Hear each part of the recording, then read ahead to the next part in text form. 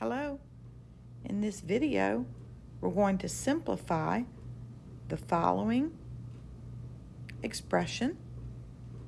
We're going to do that by using distributive property.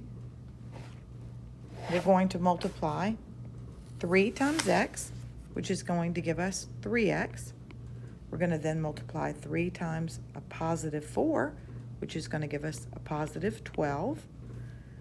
We're then going to multiply positive half times 8x, which is going to give us 8x half of the time, which is going to give us a positive 4x, and then a half times the negative 6, which a negative 6 half the time is going to give us a negative 3.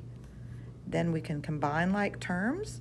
The 3x and the positive 4x are alike, so we'll get 7x, and the 12, the positive 12, and the negative 3 are like terms, so we will get a positive 9. Thank you for watching. Like and subscribe.